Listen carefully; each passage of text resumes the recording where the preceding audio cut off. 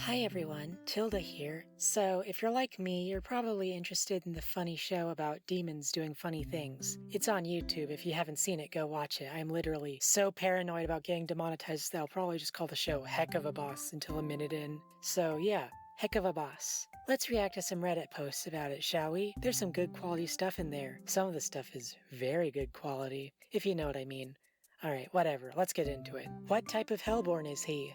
Spooky spider guy. Next question. He 100% isn't a sinner since, it's the lust ring where sinners can't go, so what type of Hellborn's mated to make him? I'm telling you, spider and other spider. Don't know why you have to make it so complicated, but I guess we'll see what everyone else thinks. Judging by the horns, imp hybrid. No, that's not it. The horns have just the same pattern, which just means that Hell's evolution deemed it a good strategy to survive. Wait, the horns? Like the stripes on the horns are what the denizens of Hell use, like as camouflage? Maybe it would work as camouflage if you were in that trippy castle area from Raggedy Ann and Andy. I don't know if you remember that movie. And you wanted to stand on your head and trick people into thinking you didn't have horns? Convergent evolution. Hold on, let me check something.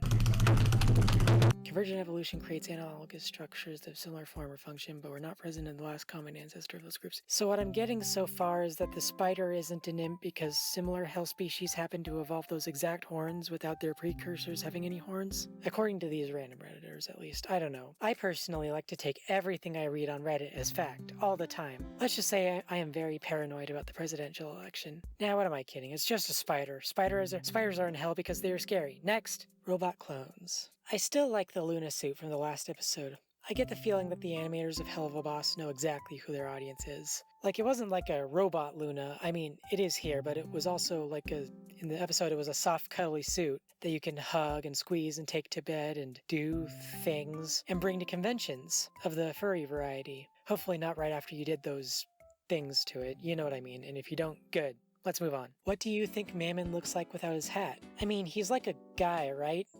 Just a little guy? He's just a little guy, isn't he? Underneath the hat is a guy. You can make that a saying, I think. Beneath every hat, you will find a little guy. I'm divided between him being bald or having horns underneath. So either like this or this. With horns, he kind of looks like Fizz. I don't know if any of us wanted bald Mammon, though.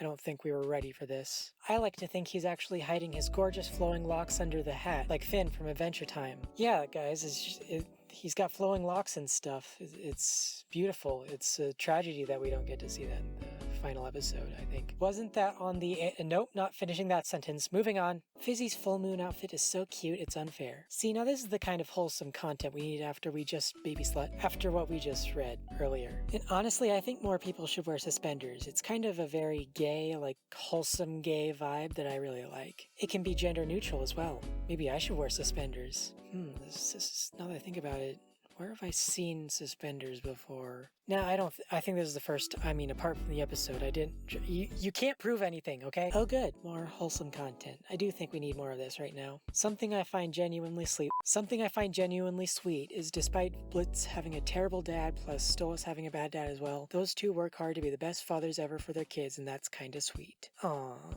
Yeah, that's really nice. Sometimes dad doesn't go out to get cigarettes only to never return. Sometimes dad is a gay owl who sacrifices his desires for his daughter. And sometimes dad is a hellborn imp who wants to make sure his adopted hellhound daughter is, doing all right. I think there's a lesson for all of us in this post.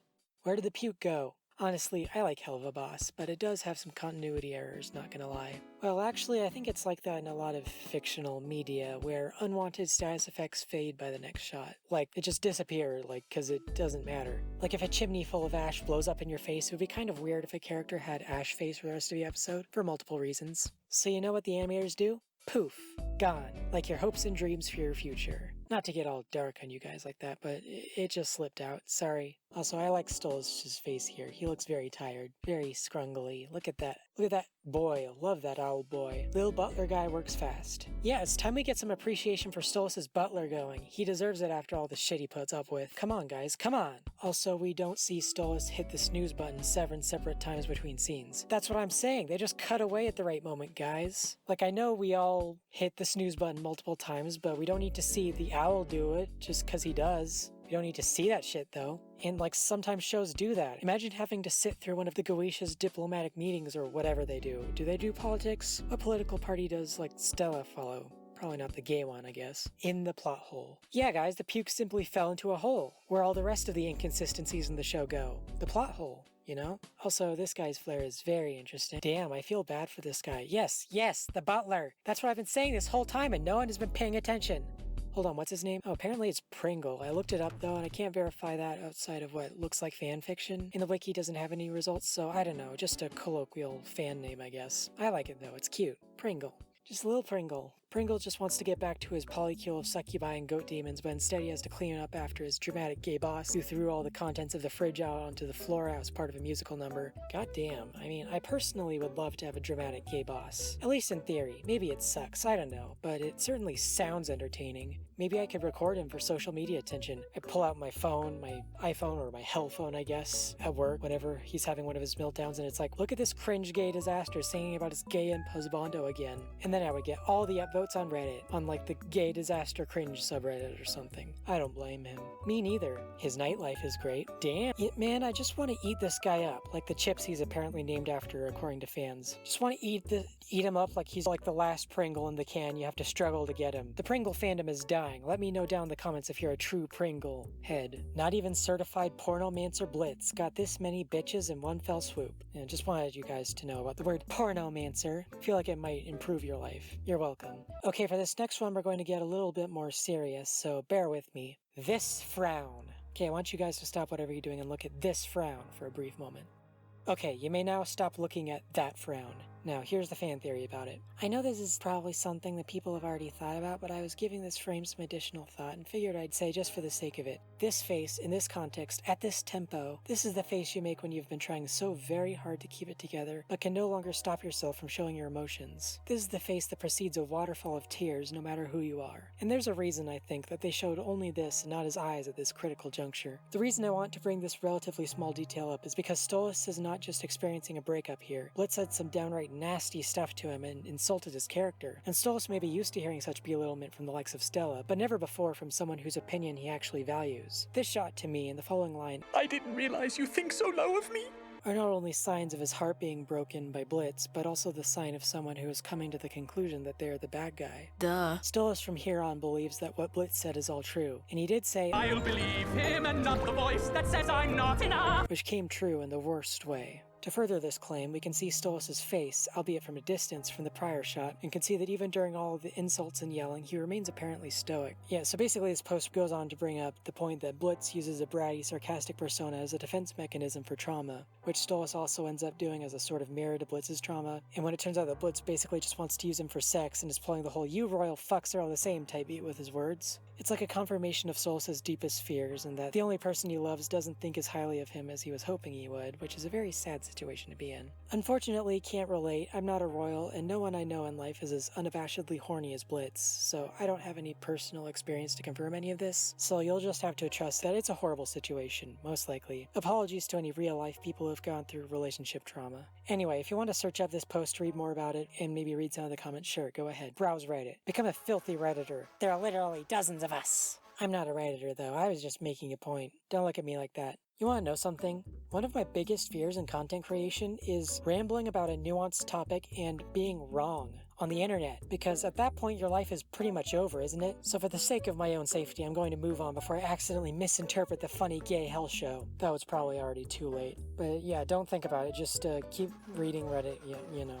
Thank God we didn't get this ending. Oh my god, yes, holy shit, thank the heavens. Anyway, what are we talking about? Not so fun fact. In the original ending of The Full Moon, it showed Blitz leaning against his car like this, defeated and confused after being teleported away. Come on, man, I was having a good day, I think. I don't know, am I having a good day? Or is this entire video a cry for help? Let me know what you think in the comments below. Okay, so for context, here's the ending of episode 8 of season 2. Goodbye, Blitz. Stolas, wait! What the Fuck!